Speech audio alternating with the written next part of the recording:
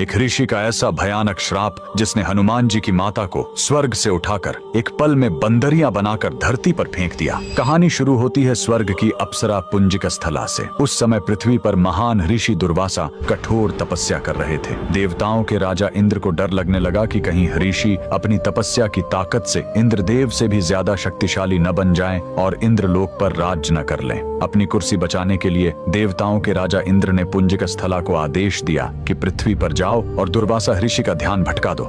इंद्र के आदेश पर वह ऋषि के आश्रम गई और उनकी तपस्या में बाधा डालने लगी। ऋषि दुर्वासा ने गुस्से में आंखें खोली और उसे श्राप दे दिया। तूने एक चंचल वानर की तरह हरकत की है, जा पृथ्वी पर तेरा चेहरा भी वानर जैसा हो जाएगा। अप्सरा ने रोते हुए ऋषि के पैर पकड़ लिए। तब ऋषि ने दया दिखाई और मुक्ति का उपाय बताया। जिस दिन तुम भगवान शिव के 11वें रुद्र अवतार को जन्म दोगी, तुम वापस अप्सरा बन जाओगी। इसी श्राप के कारण उस अप्सरा ने पृथ्वी पर वानर राज कुंजर के घर बेटी के रूप में जन्म लिया, जिनका नाम अंजना पड़ा। बरी होने पर उनका विवाह महान वानर योद्धा केसरी से हुआ, लेकिन श्राप से मुक्ति पाने के लिए उन्हें एक पुत्र की आवश्यकता थी। इसलिए माता अंजना ने हम्पी के इसी अंजनाद्रि पर्वत पर भगवान शिव की घोर तपस्या की। सालों की तपस्या से शिव जी प्रसन्न हुए और वायुदेव के माध्यम से अंजना के गर्भ में दिव्य शक्ति स्थापित की। और तब इसी पहाड़ी पर जन्म हुआ बजरंग बली का। हनुमान जी के जन्म लेते ही